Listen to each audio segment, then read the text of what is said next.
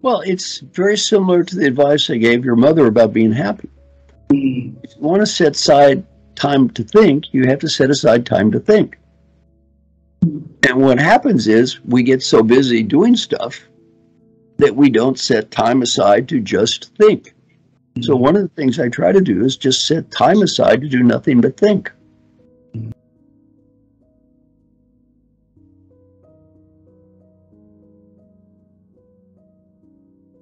So my dad was in the insurance business, and he was really, really good at building relationships. I believe that most of his customers, or clients, if you will, were actually friendly relationships. Not, it didn't maybe start that way, but that's how my dad was. My dad liked to take people out, have a fun time with them. It's old school sales. But my mom, she's just a smart woman. She always wanted me to be polite. I was always the guy that, oh gosh, did I say thank you to them? If not, I'm going to run back and say thank you for giving me a ride home. Or I just was always appreciative. So I think that so much of what I teach and so much of what customer service is foundationally is common sense. It's not rocket science. There's a great book out there, Everything I Learned in Kindergarten. Well, I'm not going to say everything I learned about customer service I learned from my parents when I was 12. But if you look back, what did my parents teach me? They teach me just simply to do the right thing, appreciate people, and care, right? Those are really good qualities.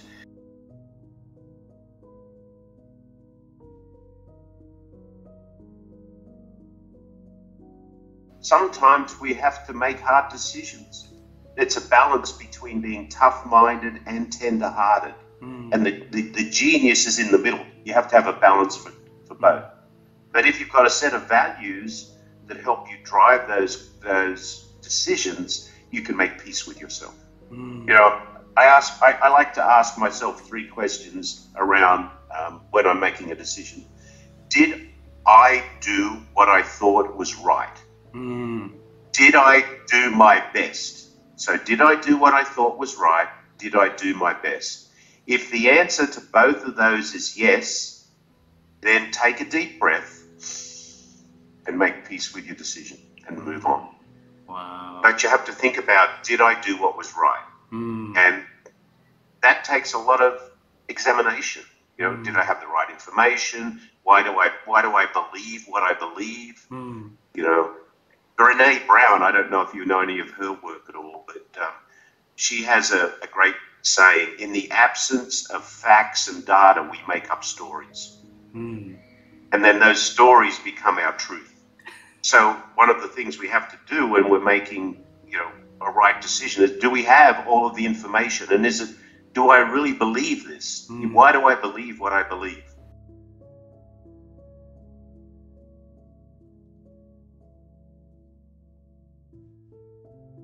Having contacts with the right people. It was knowing people and learning from them, building, and whenever I'm doing some kind of like career coaching and that word networking comes up, people always, they think, oh, well, I have to have a huge network. And then I always remind them that during my career, there were times when I actually had a very small network. It wasn't the quantity of network, it was the quality of the network. It's paying attention to the key people who are wise and successful and willing to help you. It may only be 1 or 2 or 3 people, but they can make a change in your whole life. It's not about making a lot of acquaintances or giving out your business card to a lot of people. I think for me, it's about paying very close attention to the value of giving and receiving from key people. Wow. So for example, when I thought, oh, I would maybe like to be a coach, but I don't really have any network and I don't have any background yet. I'm just a psychologist. But, I met two or three people. I met Carol and I went to a conference. And then I realized that if I could get to know 2 or 3 of those people that their wisdom and their knowledge would be just so incredibly helpful to me because they were successful as coaches. But then I had to ask myself, well, why would they spend any time with me? Why would they be in network for me? They're very successful and I'm just a beginner. And so I realized that what I had to do was to offer to help them. So I asked them, what can I do for you? And that's when Carol and Margaret and Susan, a couple of the others, they said, well, why don't you volunteer to help us develop our education? And I said, great, I'm happy to help. So I think there's 2 key success factors. Number 1 is having a small but focused support network. And then number 2, don't ask for other people to help, look to help them.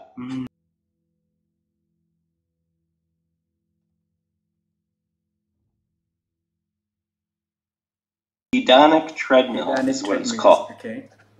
And I think a lot of, if you look it up, you'll find there's quite a bit written about it in the field of psychology and positive psychology in particular. And it just means that, we're always pursuing money, power, and fame if we're on the hedonic treadmill. And those things provide short-term rewards. And if you look at the biochemistry of that, they produce, there are like 100 neurotransmitters. So this is a bit of an oversimplification, but it's true that when we're chasing external rewards, whether it's money, power, status, produces dopamine. Dopamine has been called the molecule of more. Molecule of more. Because we always want more. And let me just explain that a little bit more. Because dopamine it's an excitatory chemical that, it speeds up our heart. It makes us feel good, right? It's a nice thing. But it only lasts for like 30 minutes. It doesn't last long. Its effects are very, they're short term. And it leaves us wanting more. A lot of addictions are, they're addictions because they're affecting what physicians call the dopaminergic reward system. And, you want more. And the other aspect of it is the more you satisfy that need, the more you burn out the dopamine receptors in your brain so that you actually need more of the same chemical or activity to produce the same positive feelings. Wow. So, your body gets accustomed to that and you actually need, say, more alcohol or more drugs or more potent drugs or more quantity of drugs to produce the same effect. That's what addiction does. And so now the healthy leaders, you will see in them that they are stabilized by supportive relationships. They have good relationships at home, outside of work, that they're very protective of, and they have good relationships in the workplace.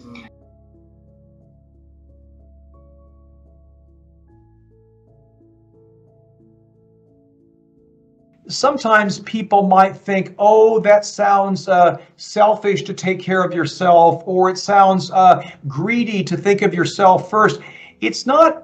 It's basically, if you don't take care of yourself, you can't take care of others, And just to use a little bit something philosophical here, but I don't think it's possible to, in my view, I don't think it's possible to love another person until you love yourself, right? I don't mean in a narcissistic way, but to be able to accept yourself for your good points and your darker side that isn't so good, to accept yourself as a human being. Because when I can accept myself as a human being, I can look at a partner or colleague or something in a very different light. So I think that's important. And the other thing that you said, which was really thoughtful, was this piece about people trying to play this hero role, and feeling that they got to be the big hero, the man or woman, and everything's on my shoulders.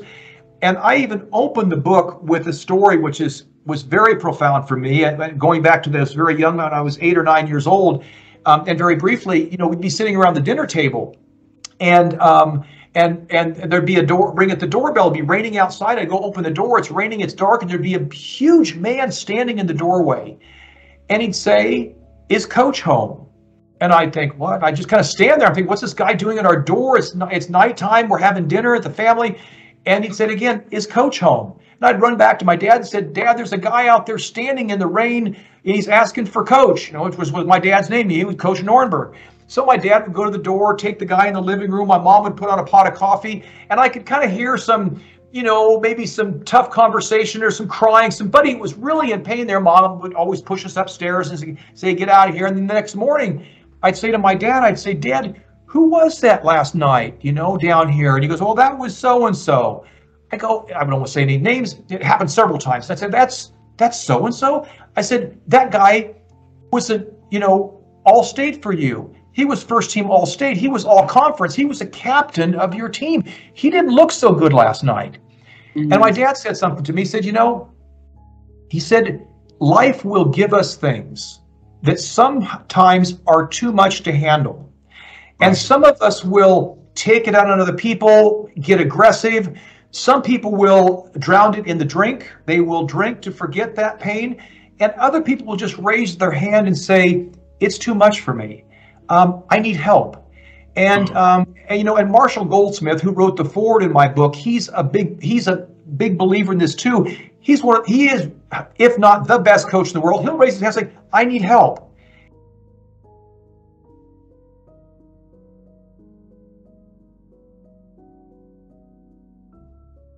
Again, presence, right? You don't need to walk physically in the forest. You can look at a photograph and be sensually engaged with that, right? And it can offer a calming effect. A 30-second meditation can be as good as a 30-hour meditation. It's your completeness when you're done and how focused you are while you're there, And so when we're looking at this concept of presence and thinking, start with self. Once you give positive reinforcement, give you self-love, you start giving love, whether you consciously are aware of it or not. And the more you give out, the more people receive it. And when they return that back to you, you have this massive amount of love coming back at you. So, it's start with self, and that's not being selfish, right? You start with self and love yourself. And Terry, I'm okay. I'm doing okay today. And, when it's a rough day, I say, I'm learning a lot today. And when it's a really terrific day, guess what? I'm still learning. Because in this life, once we get present with the fact that there isn't any good or bad, there's just a situation, there's choice, there's presence. And they're not good or bad, they are learning opportunities. So, if you successfully pass an examination in school, okay, you learned the knowledge that it took to pass that test, and you correctly filled out the test. So now you know how to do that test.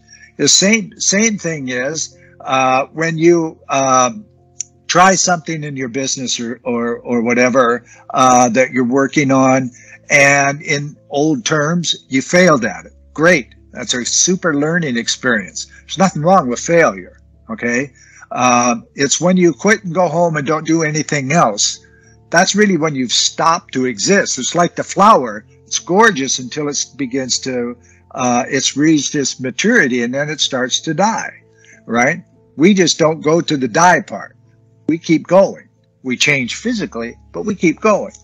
And there's a point in time where we're going to end too, or ideally. They're working really well on doing stem cell research to rebuild your bodies. But, day to day, it really boils down to this. I'm okay. I love me.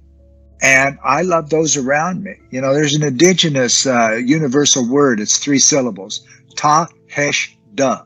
Ta-hesh-da means family. Everything is family. My desk, all of you, this computer, the air I breathe is family. Now, family, you put up with more with family than you do with others, okay? So everything and everybody is family. Your mindset changes. and you're less likely to go finger pointing and making divides. So that's my thoughts for that one.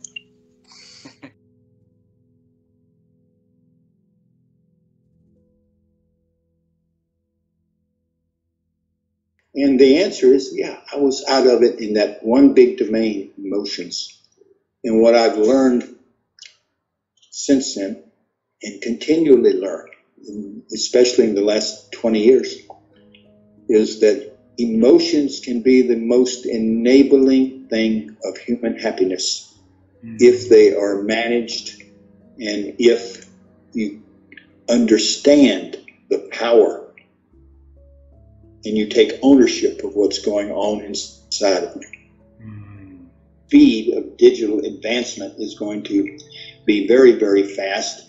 The best scientists say that the shelf life of knowledge will only be 2 to 3 years because technology will be creating new knowledge so fast, and we human beings are not wired, all right? We were wired in ways for efficiency in assuming that things stayed the same. And so the ability to go in and to be highly adaptive and to learn at the speed of change requires, it requires mastery of self, it requires taking ownership of self, how you think, how you listen, how you collaborate, how you relate, all right? How you relate is engage with other human beings, and most of us weren't trained to do that. Schools don't teach that. But the good news is the great religions and the great philosophies of the world, and there's, historically 7 great religions and philosophies. There's a multitude of them, Eastern and Western. The amazing thing is when you study all of them, they all come to the same conclusions. All right, they get there a different way. They may use different words, but it's the same. And it's this basically taking ownership of self, all right, and getting to the point where you achieve inner peace. Quiet ego, quiet mind, quiet body, positive emotions. You can generate positive emotions and you can manage negative emotions. And you embrace impermanence is the way. And so, and what that means for most of us as human beings is we have to basically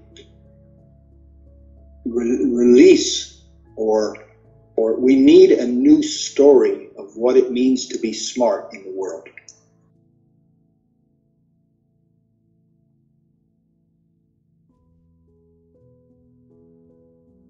Yeah, I was just thinking as Terry was talking, and for me, it kind of comes down to 7 things. And Terry's kind of mentioned the first one, and you've mentioned it, the importance of networking, of listening to other people, of not being too proud to take advice, of asking for help, and also sharing what you have. So bringing your ego down, but your self-esteem up. We can't do anything by ourselves. You're not going to think and learn by yourself, right? You might think you are, right? But the chances are it's not going to be right. The second thing then is exercise. Exercise is really important. It feeds your oxygen. It feeds your brain.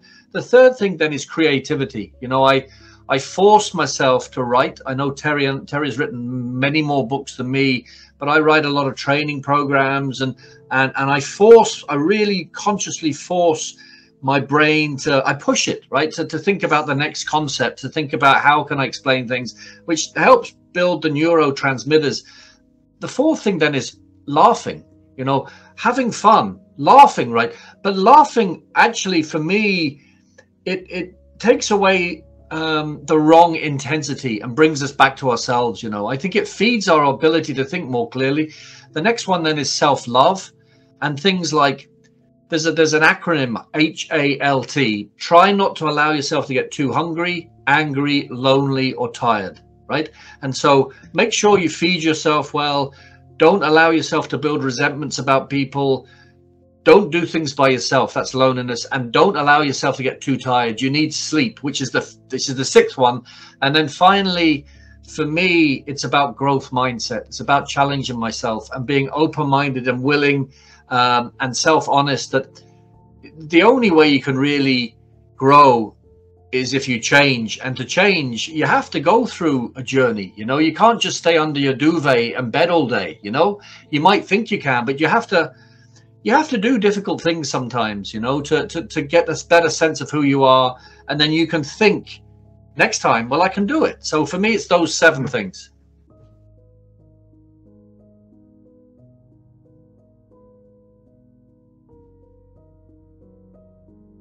One, I think, is the recognition that in each of our lives and in each of our careers, we are called upon to do things that only we can do. That we are the best candidate for a particular job. Thinking long-term for your life or for your career or for your company is one of those. Nobody can do it better. What we tend to do is fill up our time with things that other people should be doing, or that we shouldn't just not be doing at all. And so we have to have the discipline to say, I'm going to do, for the most part, the things that only I can do that will make the best and brightest impact on the world or on my world. And I will stick to doing those things with some level of discipline. One of them is thinking time, high-level thinking time. So I have to have the recognition that only I can do that, and I have to do it. That's one. Two, for me, it works to write things down as opposed to just try to think them, to draw pictures, to get it out of my head and onto paper. And 3 is to have a buddy. I think that's what one of the things that coaching is particularly useful for, is to have a sounding board, somebody who can hear you, somebody who can listen and ask you more questions and show you, wow, that's a really amazing idea. Tell me more about that. Tell me more so that I can participate in that. Let me share with you my feedback on that, because otherwise we're operating in a vacuum. So I think that's probably one of the reasons that we were successful as a company, because the 3 of us could feed off of each other. And I think that's why people look for coaches, because coaches can help them, just like a therapist can, just like an advisor can, just like a board of advisors or a board of directors, if properly used, can be a resource for people to do high-level thinking.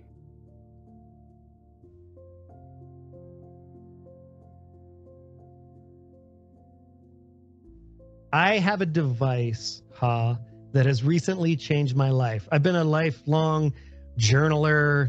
I tried different stuff, you know, morning pages, different frameworks. And like a lot of people, it's the persistence and consistency that has been hard for me. And it's because of the way I approach data. I don't like to commingle my data. So I'd have my personal journal book and my work notebook and my gratitude journal. I had all these books. Well, right before the holidays, I acquired this device. And they don't pay me any money. But boy, this device has changed my life and elevated my thinking for a couple of reasons. Number one, it's a single-use device. It has no apps. There are no notifications. I get no pop-ups. So in the morning, I've been doing morning pages for a while now. So morning pages are just 3 pages, unfettered, whatever comes out of your brain, as close to when you wake up in the morning as possible. And I will go somewhere and I will leave my phone behind and I take my single-use device and I'm actually able to think. The real answer to your question is to get free of distraction. And I think that's really hard today, especially in how we're expected to communicate with people. It's real time all the time. And that's not how human brains work. They don't scale in that capacity.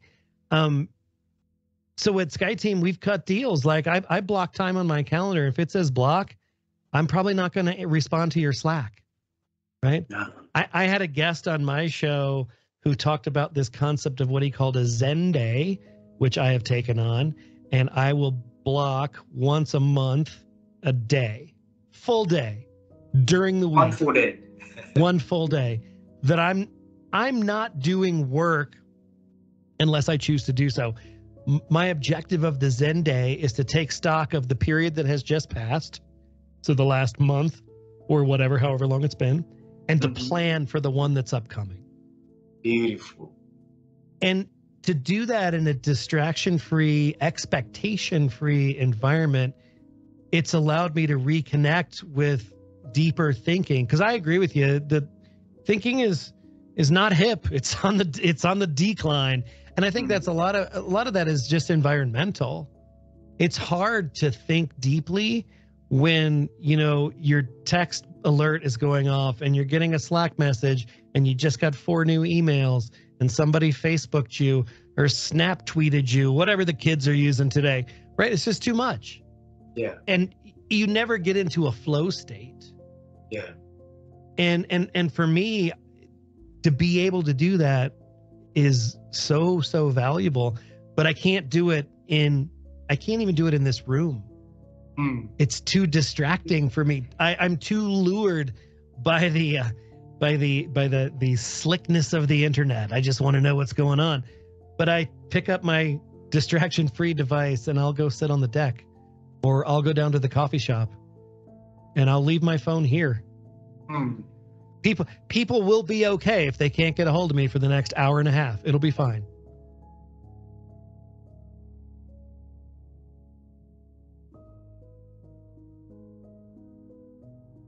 I always make every single decision in the best way possible for those that I'm surrounded with at the time. So when I made a decision to focus on credibility, I asked the most important person in my life, my wife, okay, this is going to bring this amount of activity. Or when I left Sun Microsystems, same thing.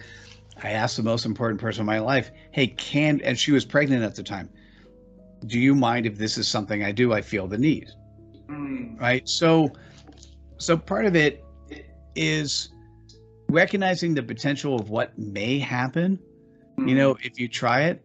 And I'm going to say you'll never get to yes if you don't ask. You'll never achieve your goals if you don't try. And what's the worst? So in the old days, we'll just say, maybe when I was growing up, people remembered you your entire life. You did one thing bad and they brought it to you 40 years down. That's silly. That doesn't work anymore. Maybe it does in some cultures, but that's not what I see. That's not the world I see. And I'd rather be known as a person who tried many times and failed than the person always reaching. Because the best way to think about this, really the best way to think about this, and you've probably heard this many times, is when you're sitting on your deathbed, you're literally just trying to imagine yourself in a hospital and you've got 3 hours left, and maybe even 3 good hours. Like you just know that something's going to happen. When you're talking to whatever family you have around you, so imagine you don't have any family around you. There's nobody there. Does that make you feel? Right? Imagine you have family, but they didn't come because they thought you weren't that important to them. How does that make you feel? Are you ever going to say, I wish I had $1 more, or whatever the denomination is, right? It's, you know, so it's the things that you may ever say to yourself, I regret not having tried. That one is so much worse than trying and not succeeding, because everything you do is a lesson. Everything, you know, you fail, that's great. You learn something. You don't, when you're a kid and you learn how to ride a bike, if most kids, I don't know any kids who get on the bike and just ride, they fall and then they adjust. When you first start walking, how many times does a kid fall before they actually learn how to walk, right? So this is, for some odd reason, when we go to school, that ability to be salespeople, to be marketers, to be customer service, that ability to learn and grow and fumble, that gets beaten out of us. And it's wrong, actually. It's just not the right way to teach.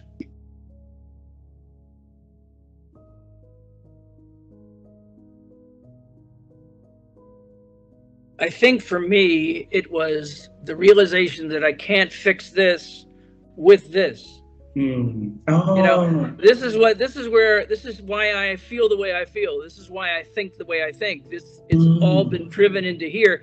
So my problems really are from here to here. This is all I've got, about 7 inches of problems. And if I take the time to, and this is why willingness is number 1 in the Daily 6. We have to be willing to find new teachers to teach us new lessons, whether it be like I said, spiritual or practical. I mean, I've read as many practical books. I've got a whole library full of books back here. You have to be willing to open up your mind, and this is because opening your mind opens your heart. And as we stop trying to be controlling and start trying to be influencing, we stop demanding and start asking. This is one of the things that I've worked with people on, you know, how do I work with these crazy millennials? And it's like, what are you doing with them? And I'm telling them how to behave, and I'm telling them what to do, and I'm telling them this and that. I'm like, why don't you ask them instead of tell them? Why don't you ask them, well, how do you think this should work? Because nobody taught them to ask questions. You're just supposed to demand that somebody behave in a certain way. So what helped me learn to think was just learning that I am not the smartest guy in the room necessarily. There are things I can learn from anyone. But as soon as I think that I'm the only person with the intelligence, then I'm demanding and controlling. And if I can change the way I think, and the only way I changed the way I thought was to find new teachers, whether it was, I found 2 or 3 human teachers. One was a minister, one was a consultant, and one was a night watchman. So, you know, you can learn things from everyone. You just have to be open enough. It's like I talk about a lot of times, finding the time in the day to go for a walk and finding the beauty in the walk, whether it's downtown New York or in the country in Iowa or Idaho. No matter where you are, if you look and focus, you get your focus turned from this to this, all of a sudden you notice the beauty, you notice the goodness that is around us. But if we stay just tight and wrapped, that business and focus, and I need to get ahead, if that's your focus, then normally those people tend to burn out because they have too much stress. It's very important to find ways to build in self-care, because changing your thinking requires you to take care of yourself. I know so many people who pretend to be caring and loving and supportive, but they're still stressed out because they're pretending. They're not really relaxed. They're just sort of behaving the way that they think other people want them to behave. And carrying that burden around all the time is very stressful. This is the issue I have with physicians. I talk to physicians all the time, especially with COVID, about burnout, because they just refuse to take care of themselves. And one of the things I learned early on was, if I don't take care of myself, I cannot take care of you. If I don't take care of myself, I can't help you. I have to help me. And it's like in a plane, they tell you to put on your mask and then help your children. You know, it's not, and it's the same way in life. Help yourself, then you can help others. But if you don't take care of this, there's nothing, everything else is just useless.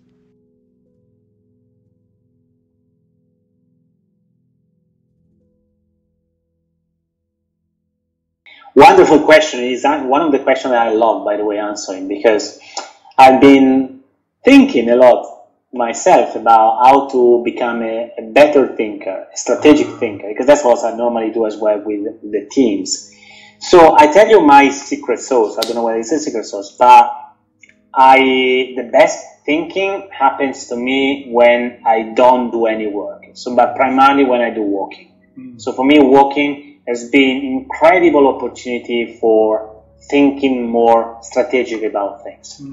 So one of my habits, guys, is I go walking every single day for 1 hour, regardless my commitment, regardless my things. So for me, that's non-negotiable. So that 1 hour is incredibly powerful, because in that 1 hour, just for me, I have a free mind and I let my mind go wherever it wants. And normally the best ideas I get are coming from this 1 hour time. So the secret essentially is, regardless, could be walking, could be showering, could be playing guitar, doesn't really matter, but finding a time out of your schedule of your day just for yourself, and don't put pressure of finding an idea, finding a solution, because it will never happen in that way. Right? Actually think about something else, but because your mind anyway is connected to the problem, so sooner or later, even if you're thinking something else, it will come. It will come. The new idea will come. So really find the time to not think about the problem, not think about the business. It's critical. And if you see many people right now in the organizations, they don't have even a time to breathe. Imagine how much time they have to think strategically about a problem. So it's essentially zero, nothing. So one of the mistakes I think sometimes leaders, executives do, is not giving people enough time for resting, for relaxing, because these are normally the time when they get the better thinking. That's one strategy. The other strategy, guys, is reading, reading, reading, reading, and then reading. So reading is learning, and when you stop learning, you stop winning. So reading is important, because as soon as you improve your reading, you improve your thinking anyway. And reading is actually, if associated with writing, is even better, because writing is going to be helping you to declutter what is your mind, and to put in writing and put in real context what are you thinking. Sometimes we have such incredible, fantastic thoughts, but because they stay here, they don't see the light, then we forget them, we're not able to convert them into something practical. So writing is an amazing tool to convert an idea into a practical step.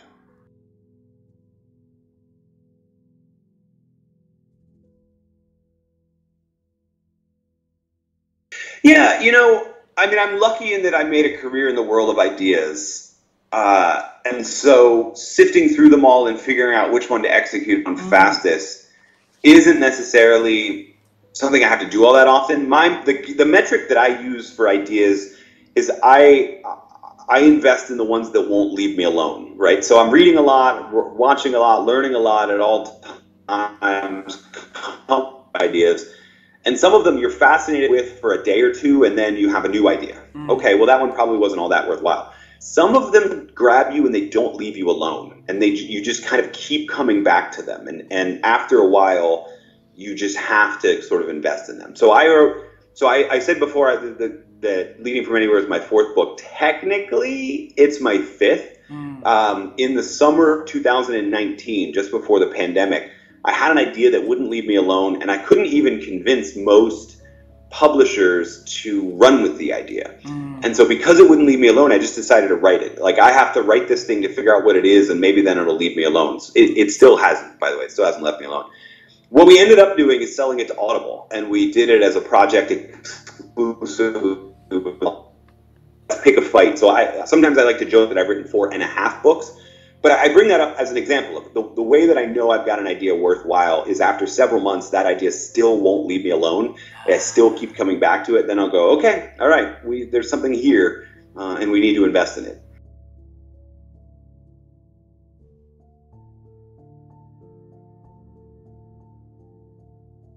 Your ability to think. Most people's biggest fear is change. Actually, I like to tease people and say, many people are afraid of heights, like being on a mountain and looking down. Many people are also afraid of making a speech, being in front of a bunch of people. But the thing that I find as adults we're all afraid of is change. We're afraid of change. Because when we know how to do something, we really know how to do it, and we don't want to change because it's scary. I might be doing something that's different. And if I do something that's different, I might make a mistake. But mistakes are an opportunity to learn. Mistakes are an opportunity to say, okay, I did that wrong. Let me try again. And so I think the biggest issue is finding a way to be more comfortable with change. When we wrote Relax, It's Only Uncertainty, which is what these books are that I showed you, when we wrote Relax, It's Only Uncertainty, one of our biggest messages across the different styles of leadership is the ability to learn, grow, and change is key. And of course, when you address change, which we're all afraid of, that is a way to learn, grow, and change. And that expands your horizon. To be a learner. Too many people equate learning to being in school. When if you stop learning, you're dead. And by the way, my challenge, if the people in my company can learn faster than the people in your company, I will beat you in the marketplace. Absolutely. So think about that. Learning is a leadership characteristic. It is also a strategic competency. If we learn faster in our company than you do, we'll beat you in the marketplace.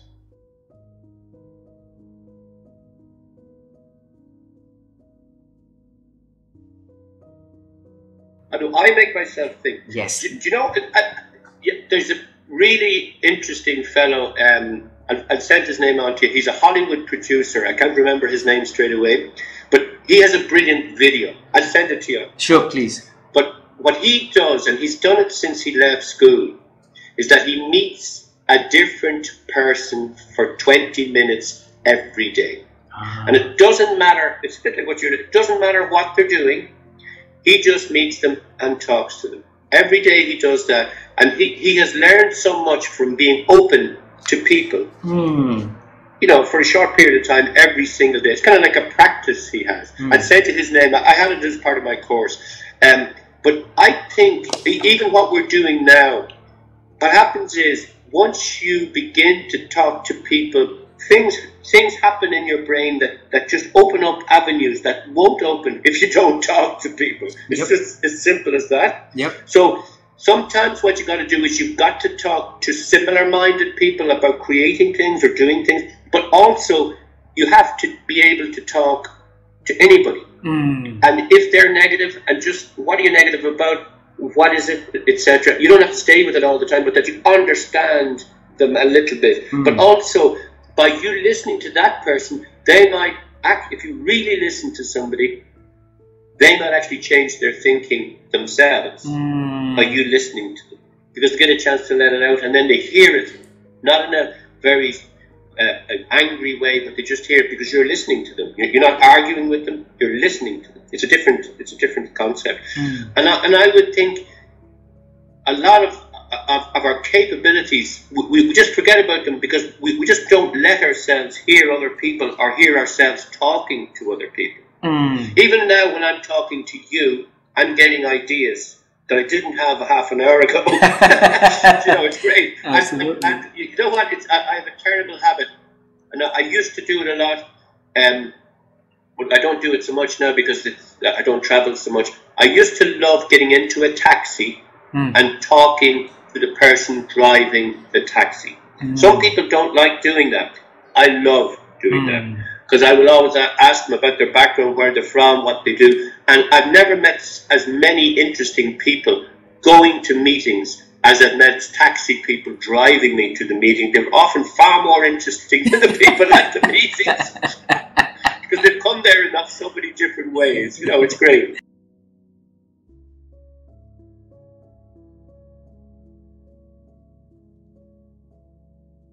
Let's just imagine you've got this situation at work whereby you've done some really amazing work and your boss comes to you and says, I want you to write a report to the president of our company about this project you're working on. You're doing such an amazing job. Let's share this with the whole organization.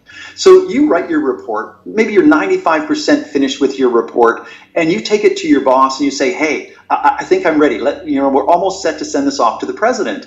And they say to you, well, that's okay, that's great. Why don't you just send it off to a couple of other people on the team and get their thoughts, have them take a look over it. So you're like, oh, I know who I'm going to send it to. I'll send it to my best friend at work. That person that's always got your back.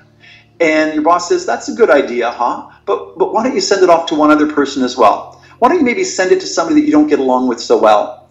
A famous Canadian broadcaster, Amanda Lang, shared with me one time as we worked on stage. She said, Bill, whenever you go to a business meeting, always sit next to the person that irritates you the most. And I'm like, Amanda, why would I want to do that? And she said, well, Bill, they probably irritate you because they see things differently than you do. So why don't you just try that out? So even those people that I used to repel, negative people, I now find that I embrace them and I attract them. But let me finish off with this bit of a story. So you decide to send your report to your best friend at work, but you're also going to send it to the person at work that irritates you the most.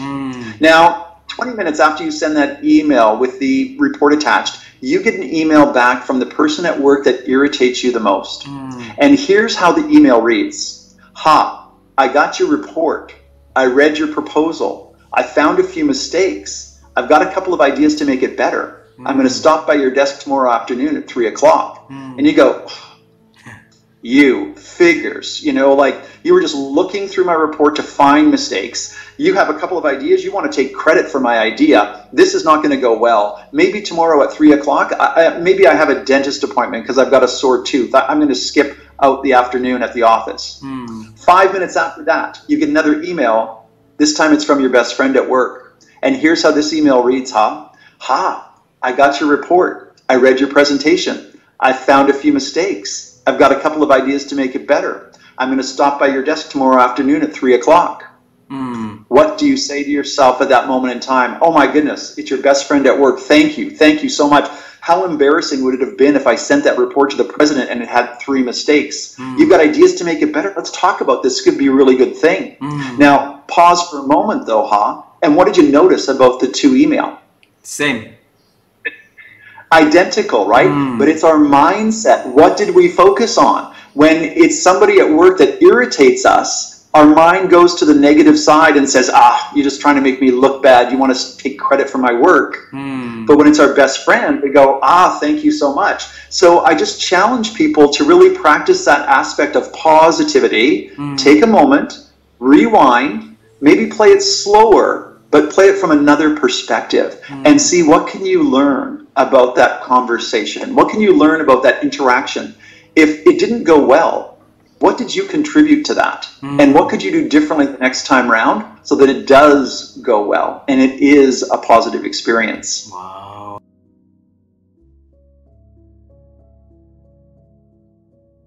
It's been a constant struggle. That is the reality of life. Is that you are going to have ups and downs, you are going to have challenges, you're going to have successes, you're going to have failures. That is life. That's what happens to people when they try. And so that is part of the acceptance of trying to be excellent at something or to acquire skills in something.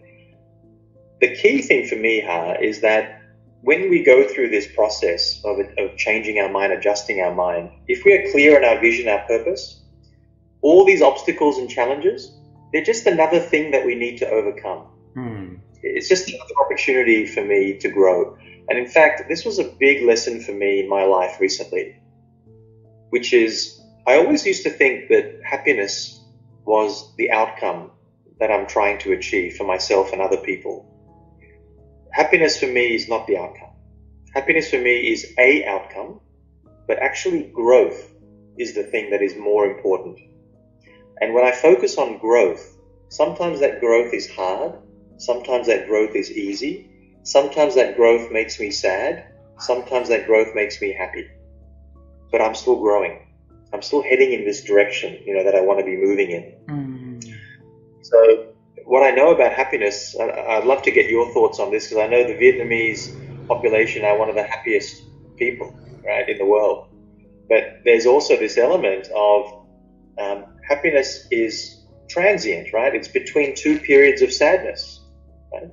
And so if I focus only on happiness, am I going to sometimes decide not to grow? Is that going to be something that happens? And for me personally, I would rather focus on growth. That is much more helpful for my mind and the decisions that I make than focusing on whether I'm happy or not.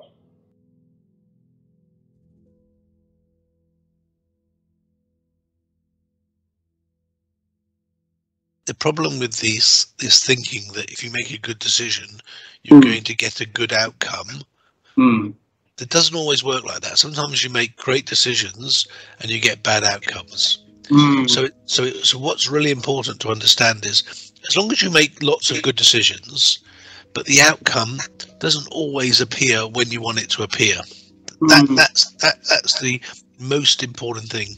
Don't think because you made a good decision and you got a bad outcome, it was a bad decision. It's not true. So it was just something that triggered me there as you talked about, people making good decisions, because that's been some of the problems over the last 25 months, is that people have made some good decisions and the outcome they've had has not been in line with the decision making, so they therefore assume it was a bad decision, and that's not true. If you spend most of your time making decisions which are the right decisions, I always say you've got to live in a conscious place, in a place where you're aware of the decision making that you're taking, and then if it comes good, bad, indifferent, and to be very, very honest with you, I don't believe in this good or bad, because it's just a label. Because what you think might be good today might be bad tomorrow. What might be bad today might be a good tomorrow. They're just part of the lessons of life. And really, the only way you can look back on a period and say, was this a good period or a difficult period or a hard period, is in 4 or 5 years' time.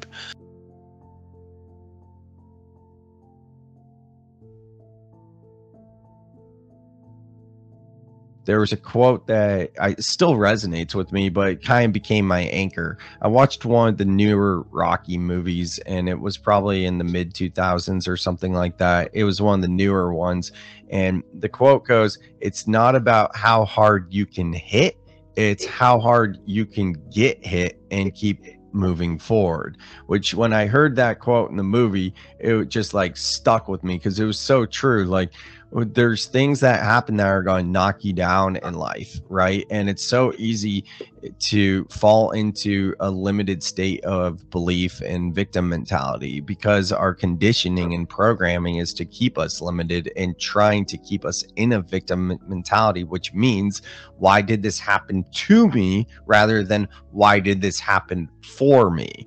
There's a massive reframe there, because so many times when something happens, we're like, oh, why did this happen to me? Poor me. And, have a pity party. Whereas when you start to go down the spiritual path, it's, oh, this is part of my growth. This thing that I think is bad is actually a blessing in disguise. Even though it, like, however bad it seems, I'm not saying like a death of a loved one, or, you lose a leg, whatever it might be. Like, obviously, these are terrible things that we would not want to invite into our being.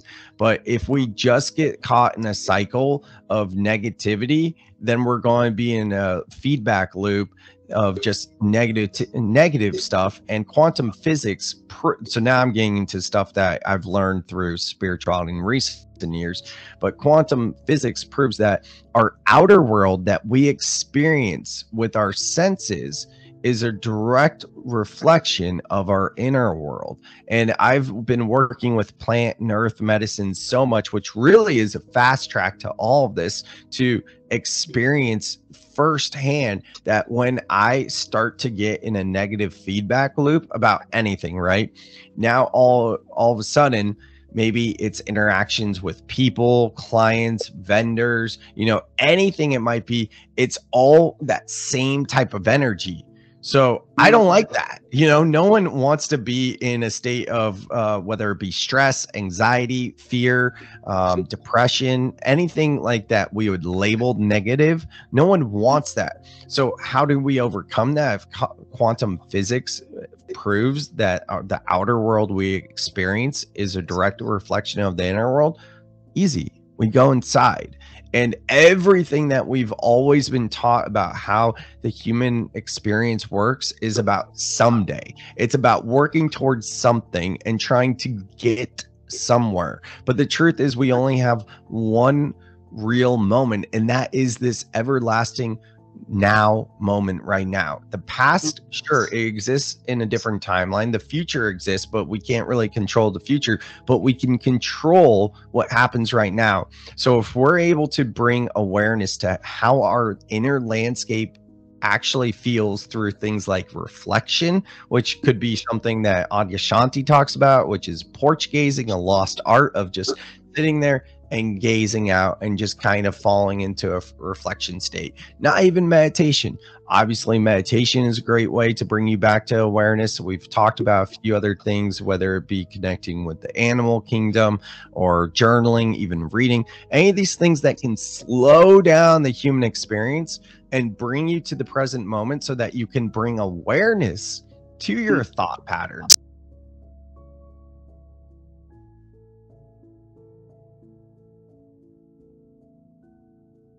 Well, first, I've never been asked that question before, and what you just said has me thinking about how maybe people don't think as much as we all used to. You know, it's interesting. I mentioned the topic of energy management, and there are a number of facets to it, one of which is personal energy and how I manage my time. And I try to manage it according to my energy. As opposed to the time of day.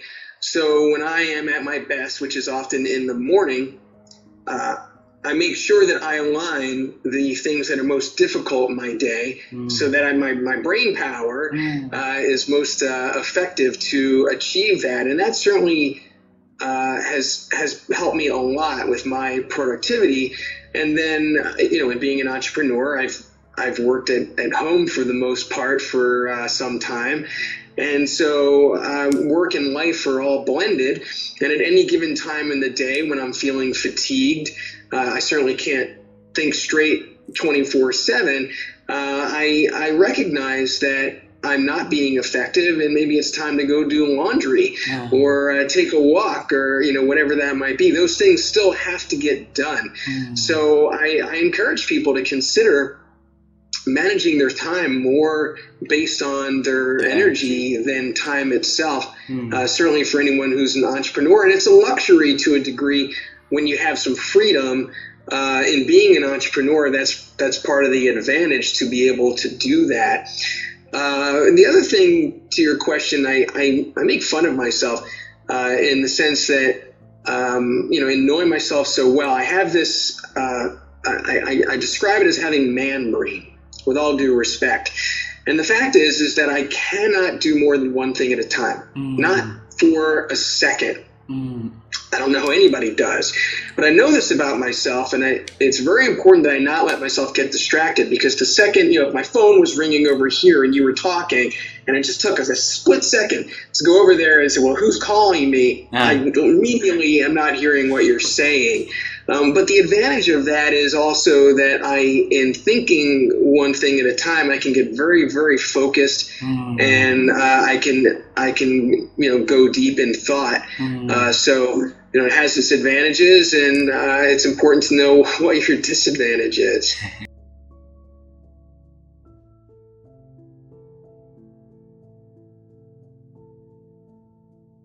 What do you do when you don't know what you're doing? No? So what I mean by this is if you have something to do, let's say at 3 o'clock you're meeting your lawyer, at 4 o'clock, I don't know, you do shopping, and then at 5 o'clock, I don't know, you have to make a phone call to your client, and then the day is over. What do you do in this couple of hours when you haven't planned anything? Because we tend to do stuff that we enjoy doing, understandably. And this gives you a sense of what you're particularly good at, what you're interested in doing. And for example, my daughter, when she was 4, she was playing with rhymes. So every single time I say something to her, she always rhymed that phrase. I say, for example, her name is Sadika. I say, Sadika is 6. And then she was replaying, it's time to play with sticks. And she was constantly rhyming everything, even if it didn't make any sense, And I found, that's interesting, that every single time I say something, she finds a rhyme, And now she's in love with literature. She's in love with poetry. She writes poetry. Of course, she's very good in finding the right rhymes, not anymore in a childish way. But I'm inviting people to observe what you do when you're not planning what you're doing, because it comes natural to you. And by understanding this, you have a bit of a sense of what your gift is. In my book, in my first book, there is a chapter called "The Treasure Inside You." The treasure inside you is nothing more than try to understand what you're particularly interested in doing, good in doing, keen of doing, because that gives you a direction of what your professional and personal life could be. So I'm not surprised that my daughter eventually will probably study literature and continue to fall in love with books. She reads books, like 5 or 6 books per week. And when I was a child and I was, looking at going to museums, I only had a glance of the painting, but I really wanted to see people's reaction because it was more interesting. And so it gave me a sense that perhaps I'm more interested in people behavior than art. And so I'm inviting people to reflect and maybe to see what your kids are doing. And maybe rather than tell them you should be an engineer, if the guy is in love with poetry, force him to be an engineer is not a good idea.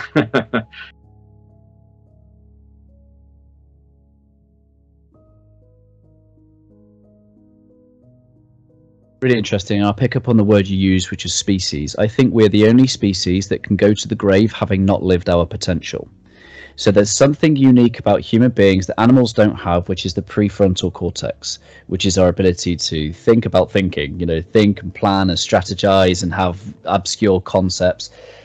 But the interesting thing is when we're under states of stress, when we're busy, when we're tired, when we're fearful, our physiological response in our body is to shallow a breath.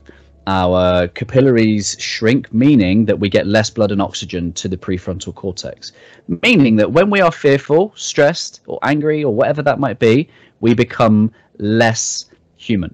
We become less capable of using that prefrontal cortex, meaning we become more stupid, which means that self-leadership is the gap between our chimp response and our chosen response. So what we have to do as human beings is not to try and work harder, think smarter, it's to learn how to be. Too often, we have been conditioned to believe that we need to do more and have more in order to be more. We have a whole society that's not used to sitting and being still. It's going to get worse because we've got generations being raised with devices, continuously fueling their attention with devices. Pot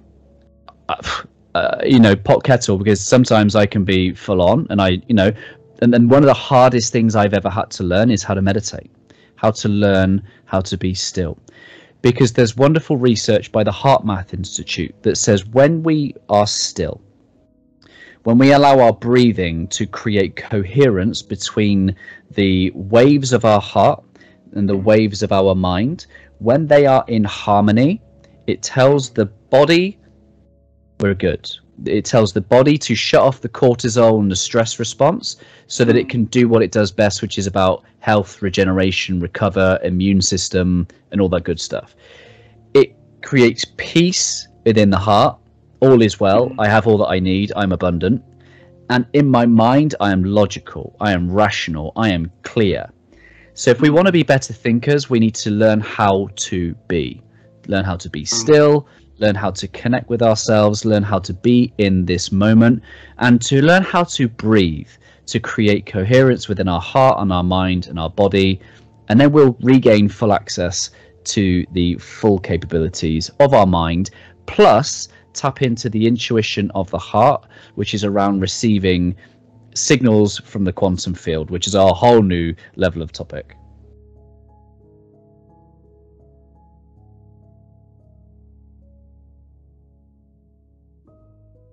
The funny thing was I got involved with a student organization. So I would travel and speak representing that organization. And then when I got too old, graduated from that, people kept asking me to come speak. Well, when you're 18 years old, what do you have to say that an adult audience would want to hear? So what I did was ask a bunch of business leaders what the keys were to their success. And I would write it down. So I really became more of a reporter almost than a speaker in the beginning. But what would happen is, you would relate this idea. And so one of two things would happen. Either people would write it down and go, oh, that's a good idea. So I would keep using that in other speeches. Or somebody would come up and go, I think I have a better idea. So over a period of time, the ideas kept getting improved and they were tested in terms of being practical. You know what I mean? Because there's a lot of business books and a lot of business speakers out there who might have great ideas, but they're really hard to implement for the average person to implement. And really, my material, what I was learning and how I was growing was based on what successful people were actually doing, not just some theory or just somebody's imagination.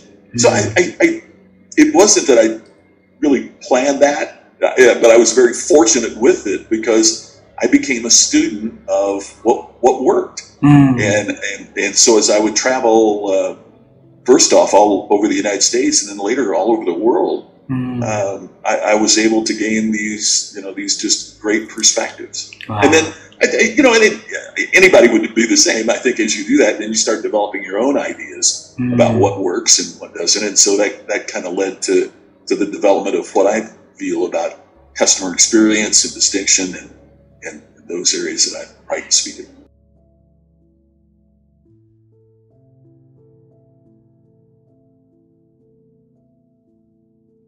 Well, I think you just said it. It's taking the time.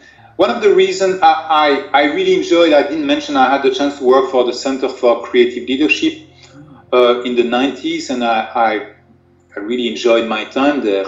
But I did realize that I wanted to write a book on coaching across cultures. I wanted to bring that into the picture. And for that, I just needed a lot of time. There was no way I was going to have that time while doing a lot of training, while managing, while being engaged in business development at the Center for Creative Leadership. So the only way for me to write a book was to just start my own company. Paradoxically, a for-profit company, but my goal is not to make the most profit. I want to have either a decent living, but I'm not there to try to maximize my profit. I'm excited about the work that I do. I want to make an impact. And I will sacrifice, projects that might bring me money just to make the time to continue to learn and to write. And that's what I did. I wrote my book. I put aside many months to just do that. And today I still am not looking to fill up my agenda with client meetings. I take time to continue to learn, to take courses, to read, to write, and it's just a question of priorities. But there are only, we only have 24 hours in a day, and I think it's important to also get sleep. So at some point you need to decide what you want. I mean, and for me, learning, I really love to learn, and I try the best I can to make time aside for that. Yes.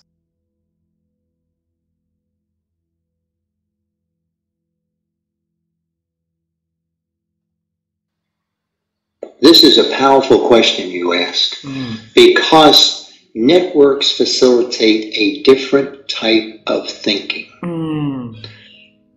Now, I think the best work on thinking has been done by two psychologists, Daniel Kahneman and Amos Tversky. And Kahneman won a Nobel Prize for his work on thinking because he disproved the fundamental premise of economics. And that fundamental premise is that humans are rational decision makers. We are not. We're terribly driven by unconscious biases, which is why hierarchies are dangerous, because they encourage really poor thinking. When you allow single individuals to make unilateral decisions and give them coercive power to force other people to go along with it, if their biases are incorrect, as happened in the case with the CEO of Blockbuster, you can destroy a company. All right. What networks do is take you to a higher level of thinking, because one, you're not limited to the capacity of the single human brain. When you bring the whole system together, as we did in collective intelligence workshops, we were creating a higher level brain. And so when you create that higher level brain, one, you correct for unconscious biases, and you also wind up with the capacity to discover unknown unknowns. Things you didn't know would invariably pop up.